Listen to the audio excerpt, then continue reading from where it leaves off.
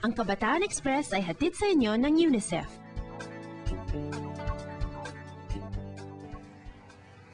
Tinaguri ang Warriors ang mga kabataang ito, pero saan naman kaya ang labanan? Hindi ito sa kasada ng EDSA pero ang pinaglalaban nila ay isa ring mahalagang usapin. Sa ulat ng Davao Bureau, makikilala natin ang Watershed Warriors.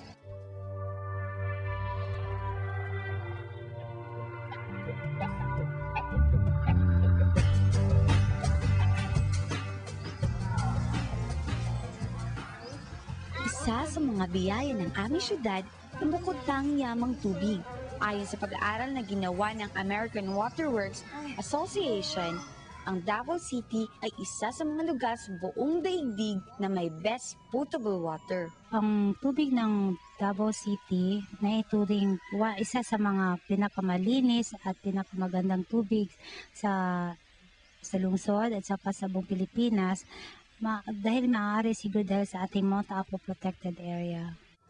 Kaya naman, nararapat lang na pangalagaan natin ang pinagkukunan nito, ang tinatawag nating watershed. Ang watershed, as defined by many, na it's a catchment of water, no? It's a basin. Yung ating aquifer, sinasabing aquifer, yung nandun yung water table natin, nanggagaling lahat sa watershed yung water.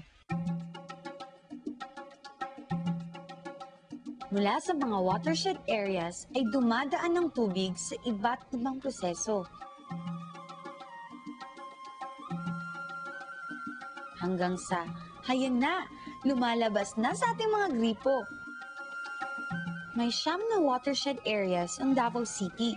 Ngunit kahit nasagana ito sa tubig ngayon, may mga nakaambang panganib pala rito.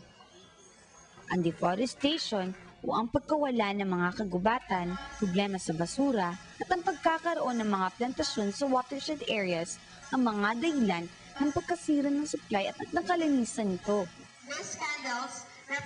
Dahil dito, nagkaroon ng Watershed Management Youth Council o WMYC. Ang mga member nito ay pawang mga kabataan mula sa iba't ibang high schools at kolehiyo. Ang bansag sa kanila, Watershed Warriors. Ang layunin ng Watershed Management Youth Council ay upang mapag-isa ang boses ng kabataan, magtulungan kami para sa protection at kapakanan ng ating watershed. Ang mga nagawa na yung mga proyekto ay kagaya ni EcoCam. We are conducting this annually. Fight for the Eagles during August.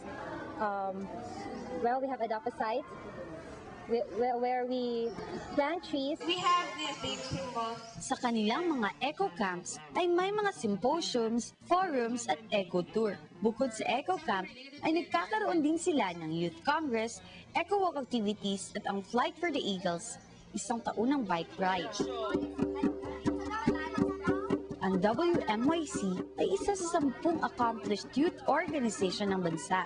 Di lang dahil sa kanilang mga ginagawa, kundi dahil na rin sa dedikasyon ng mga miyembro. Yung passion, yung kagustuhan kong sumali sa mga organization na may kinalaman sa pag-save ng environment.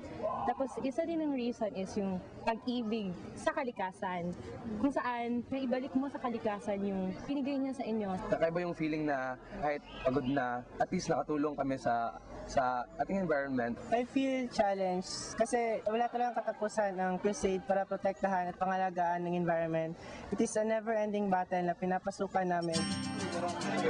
Sa mga nakilala kong mga taga-WMYC, ay natuklasan ko ang isang katotohanan. Pinagpala ang Davao, hindi lang dahil sa angkin nitong likas na yaman, kundi dahil na rin sa mga kabataan nitong nangangalaga sa kalikasan.